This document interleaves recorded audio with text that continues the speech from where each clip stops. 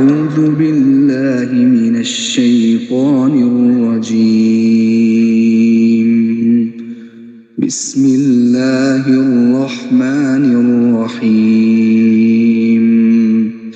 ثم توليتم من بعد ذلك فلولا فضل الله عليكم ورحمته لكنتم من الخاسرين. ولقد علمتم الذين اعتدوا منكم في السبت فقلنا لهم كونوا قردة خاسئين فجعلناها نكالا لما بين يديها وما خلفها وموعظة للمتقين. وإذ قال موسى لقومه إن الله يأمركم أن تذبحوا بقرة قالوا أتتخذنا هزوا قال أعوذ بالله أن أكون من الجاهلين. قالوا ادع لنا ربك يبين لنا ما هي قال إنه يقول إنها بقرة لا فارض ولا بكر عوان بين ذلك فافعلوا ما تؤمرون.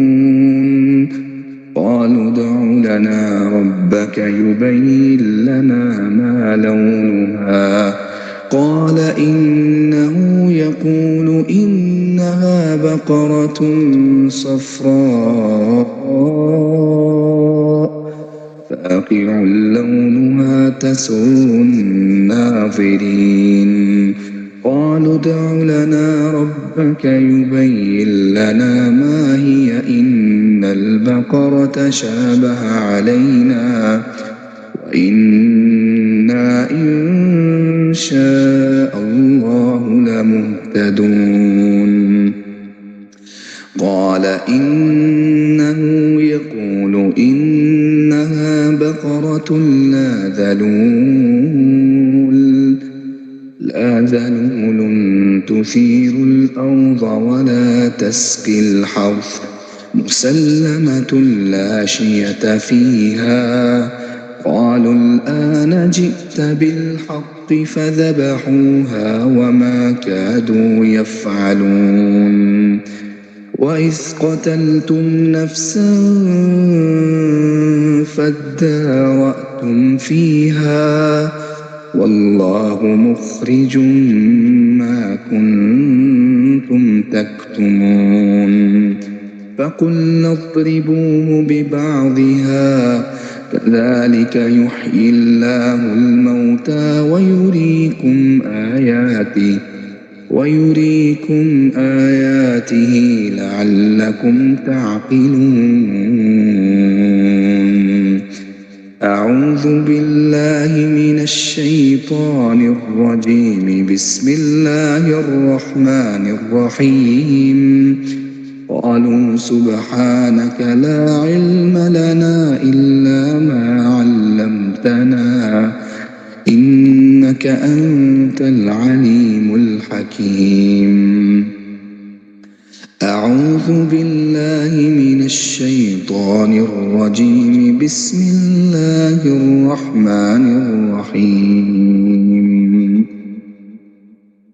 إنما أمره إذا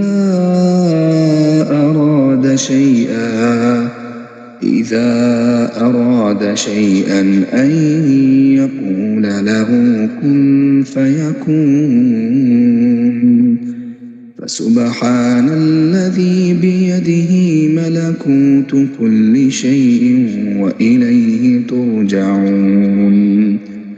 صدق الله العظيم. माशाअल्लाह, अल्लाह जल्ला जलालुहु। जी अस्सलाम वालेकुम अब्दुल हमीद भाई। जी हुजूर, वालेकुम सलाम व रहमतुल्लाहि व बरकातहू। صلی اللہ علیہ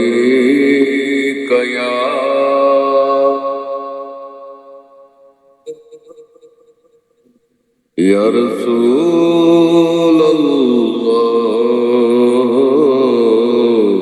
وسلم علیک یا حبیب اللہ۔ اے عشق نبی میرے دل میں بھی سما جانا، اے عشق نبی میرے دل میں بھی سما جانا، مجھ کو بھی محمد کا، مجھ کو بھی محمد کا دیوانہ بنا جانا،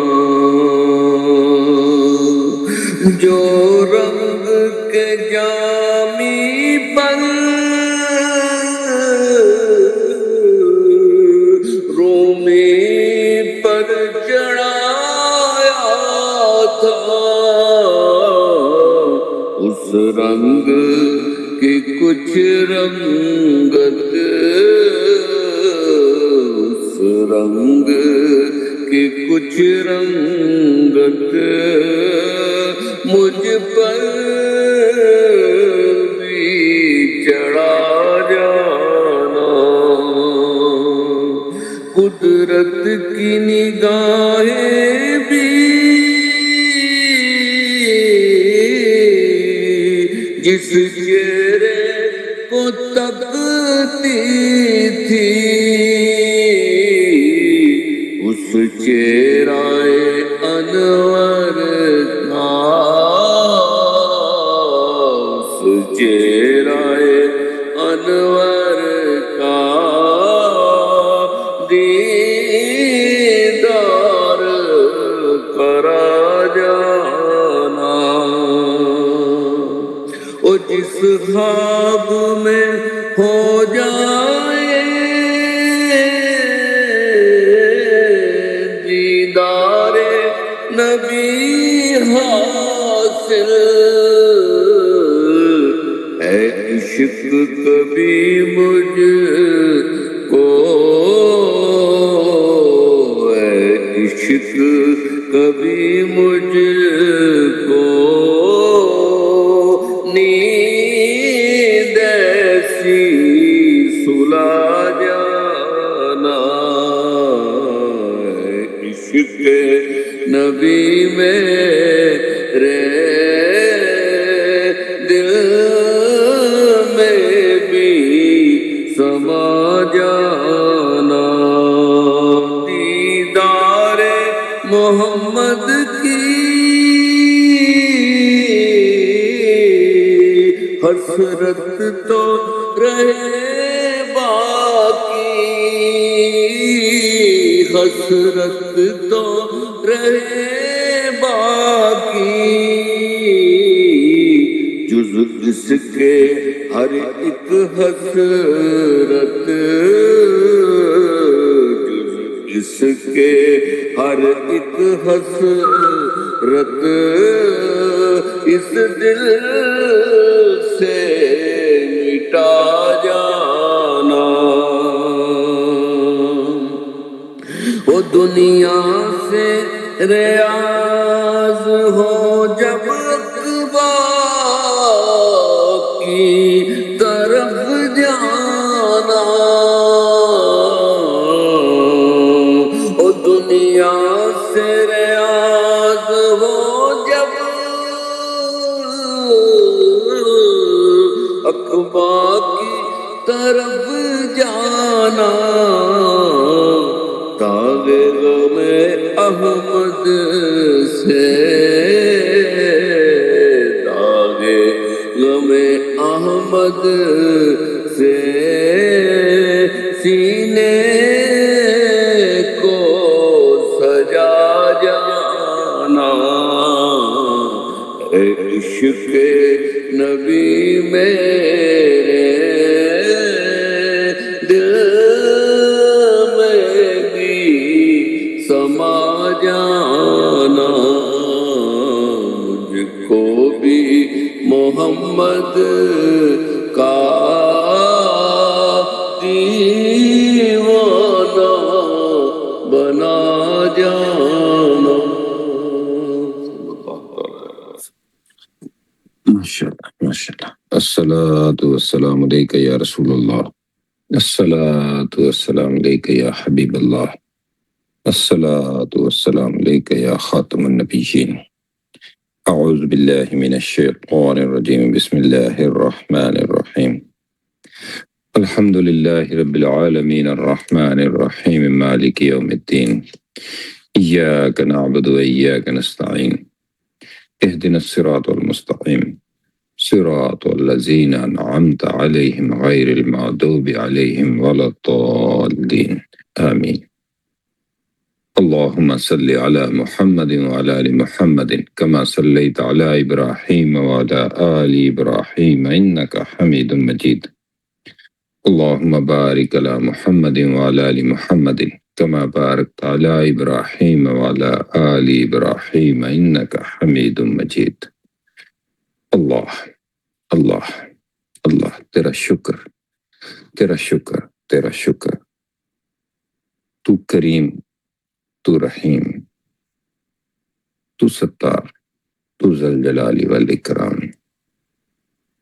تیری رحمت ہر وقت، تیرا کرم ہر وقت، تیرا فضل ہر وقت، یا اللہ تیرا شکر تیرا شکر تیرا شکر، یا اللہ تو ہمیں ہر وقت شکر کی کیفیت عطا فرما، یا اللہ تو ہمیں ایسا بولنا اور ایسا سننا نصیب فرما جس میں تیری رضا شامل ہو، حضور صلی اللہ علیہ وآلہ وسلم کی اطاعت شامل ہو، محبت شامل ہو، عشق شامل ہو، اور یا اللہ ہمارے لیے اس پہ عمل کرنا آسان فرما دے۔ اللہ اکبر اللہ اکبر اللہ اکبر۔ ایک شاگرد اپنے استاد کے پاس آیا، کہنے لگا حضرت میں عبادت بھی کرتا ہوں، ذکر بھی کرتا ہوں، لیکن وہ سکون نہیں ملتا جو کچھ لوگوں کو ملتا ہے، ایسا کیوں ہے؟ استاد مسکرائے، اسے ساتھ لے کر مسجد گئے، نماز کا وقت ہوا، جماعت کھڑی ہوئی، استاد نے کہا آج آپ نے کچھ پڑھنا نہیں، بس دیکھتے ہوئے جو ہو رہا ہے اس کا ساتھ دینا ہے۔ شاگرد بھی پیچھے کھڑا ہو گیا، امام نے تکبیر کہی، سب جھک گئے، سب اٹھ گئے، سب ایک ساتھ سجدے میں گئے، نماز ختم ہوئی، استاد نے پوچھا کیا محسوس کیا؟ شاگرد نے کہا میں نے کچھ نہیں کیا، لیکن میں سب کے ساتھ ہو گیا اور عجیب سکون آیا۔ استاد نے کہا بیٹا آج تم نے عبادت نہیں کی، تم نے نماز کے ساتھ تم نے نظام کے ساتھ جڑنا سیکھ لیا، اور جب بات سمجھ آنی شروع ہوتی ہے تو پتہ چلتا ہے انسان کی اصل طاقت اس کے اکیلے ہونے میں نہیں بلکہ صحیح نظام کے ساتھ جڑنے میں ہے۔ غور کریں، اللہ نے ہمیں نماز دی، عورت کو کہا اکیلے پڑھو یہی افضل ہے، مرد کو کہا مسجد جاؤ جماعت کے ساتھ پڑھو، کیوں؟ کیونکہ مرد کے لیے وقت نکالنا، مسجد جانا، امام کے پیچھے کھڑے ہونا، یہ سب کچھ نفس کو توڑنے کے مراحل۔ پھر کیا ہوتا ہے؟ ہم مسجد میں جا کے امام کے پیچھے جب نماز پڑھتے ہیں، اگر چھوٹی سی غلطی ہو بھی جائے، نماز ہو جاتی ہے، سجدہ صف کی بھی ضرورت نہیں ہوتی، اور اجر بھی کئی گنا بڑھ جاتا ہے، کیونکہ اب وہ آپ اپنے اوپر نہیں، نظام کے اوپر چل رہے ہوتے ہیں۔ ایسے ہی بہت ساری مثالیں ہیں۔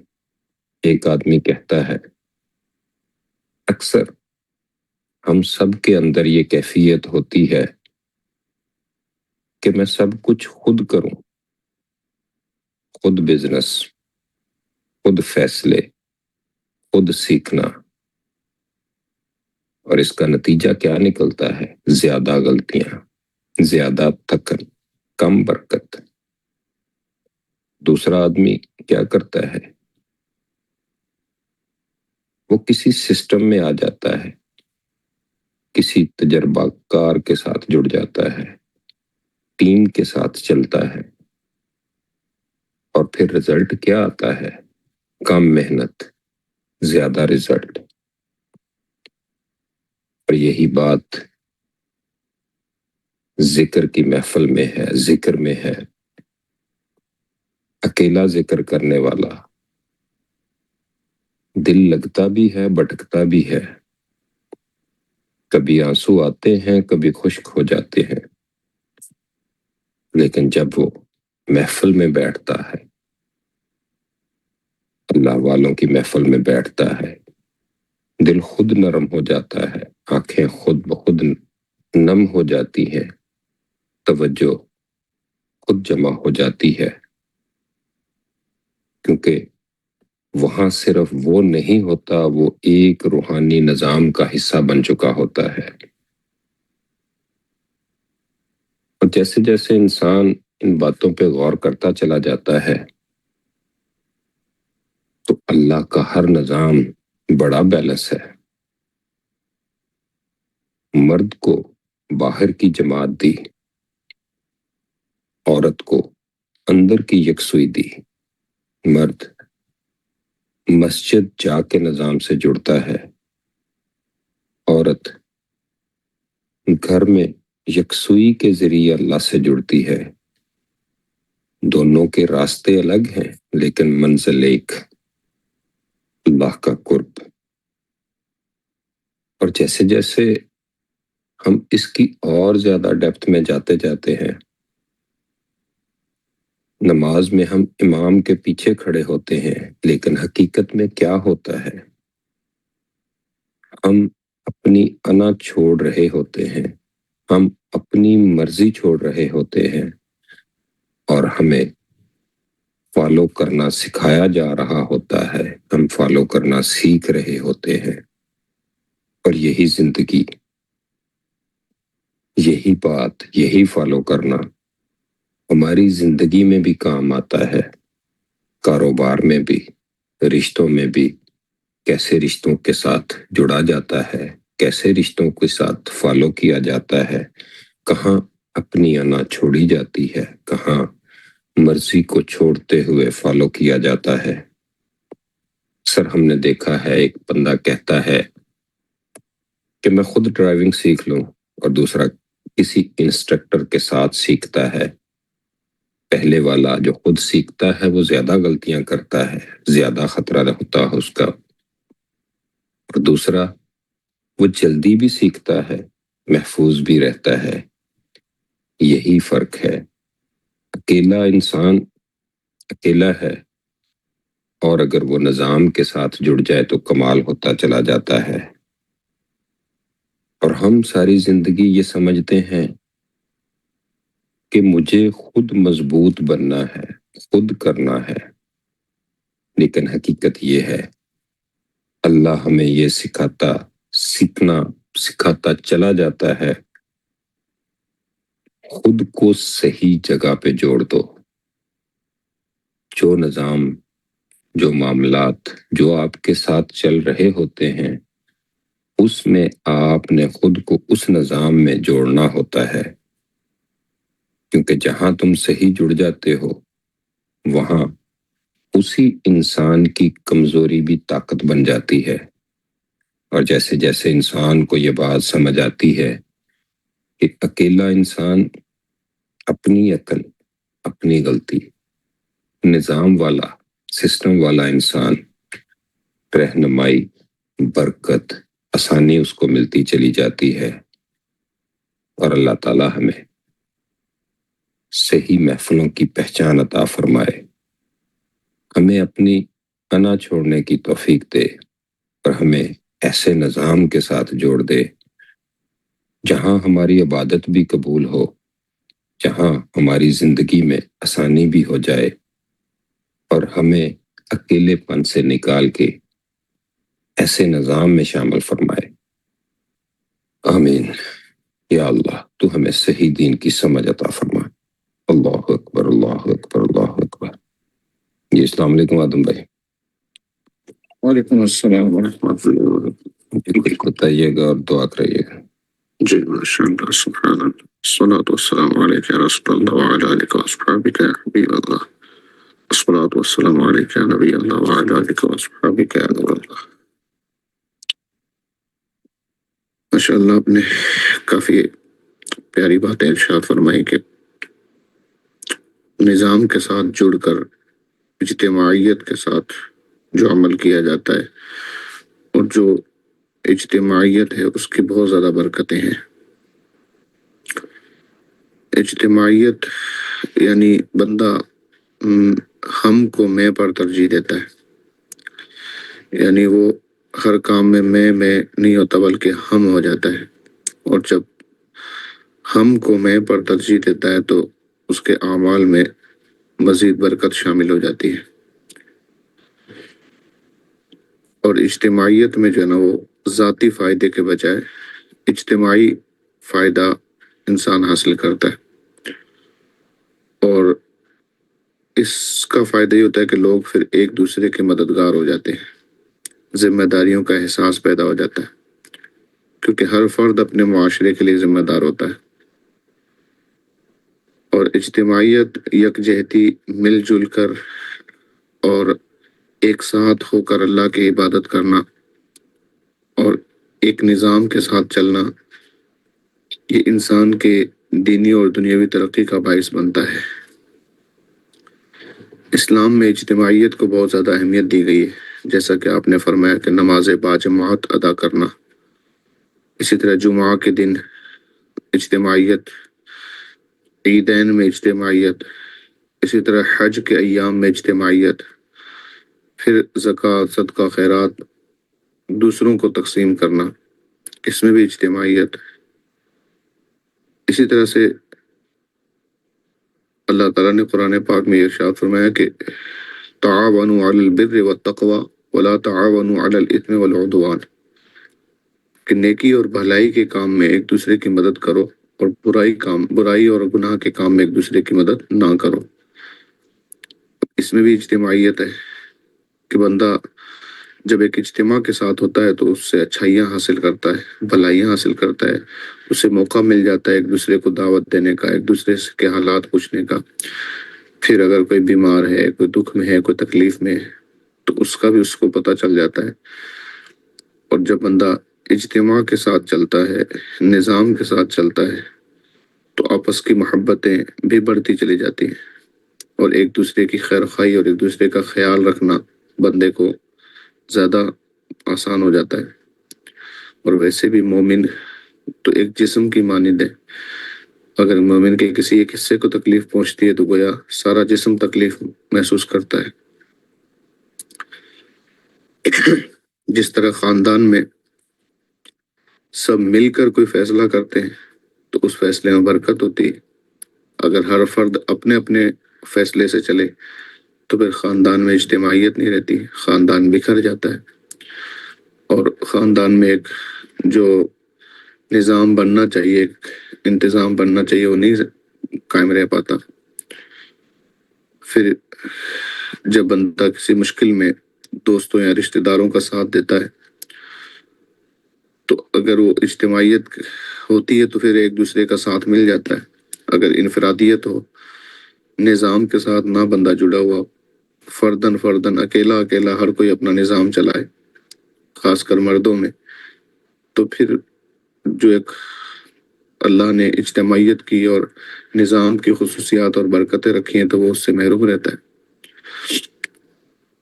اجتماعیت اور نظام سے جڑنے کا فائدہ ہی ہوتا ہے کہ معاشرے میں محبت اور اتحاد پیدا ہو جاتا ہے اور مشکل وقت میں سہارا ملتا ہے۔ اس سے امن اور استحکام بھی بڑھتا ہے۔ اور اگر کوئی اجتماعیت کو چھوڑ کر انفرادیت کی طرف چلا جائے، ہر کام میں اکیلا ہو جائے، تو پھر اس کی آزادی کم ہو جاتی ہے، ذاتی صلاحیتیں بھی ختم ہو جاتی ہیں، اور اس طرح پھر وہ معاشرے سے کٹ کر رہ جاتا ہے۔ تو اللہ نے اسلام میں اجتماعیت کو، ایک ساتھ ہونے کو بڑا پسند فرمایا، جیسا کہ اللہ نے فرمایا وَاعْتَصِمُوا بِحَبْلِ اللَّهِ جَمِيعًا وَلَا تَفَرَّقُوا، کہ اللہ کی رسی کو مضبوطی کے ساتھ پکڑ لو، یعنی سب اکٹھے رہو، ایک جماعت بن کر رہو، اور وَلَا تَفَرَّقُوا، الگ الگ مت ہو جاؤ۔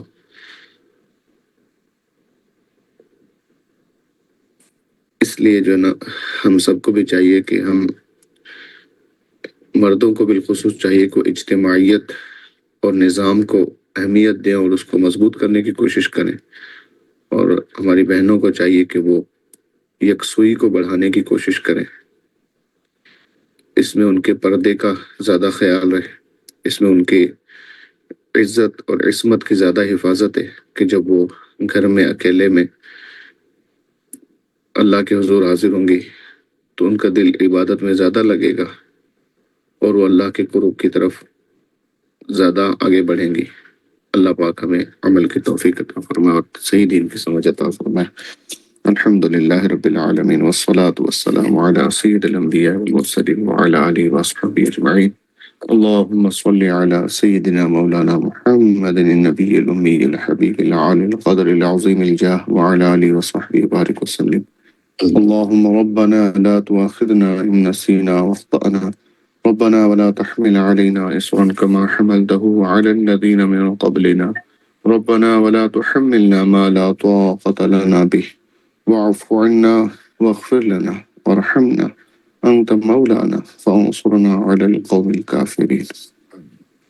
اللهم ربنا اغفر وارحم وأنت خير الراحمين، اللهم ربنا اغفر وارحمهما كما ربياني صغيرا، اللهم أنت ربي لا إله إلا أنت خلقتني وأنا عبدك وأنا على عهدك ووعدك ما استطعت، أعوذ بك من الشر ما صنعت، أبوء لك بنعمتك علي وأبوء بذنبي فاغفر لي فإنه لا يغفر الذنوب إلا أنت، اللهم إنك عفو كريم تحب العفو فاعف عنا يا غفور، اللهم أجرنا من النار، اللهم أجرنا من النار، اللهم أجرنا من النار، وصلى الله على محمد وعلى آله وأصحابه أجمعين برحمتك يا أرحم الراحمين، لا إله إلا الله محمد رسول الله صلى الله عليه وسلم۔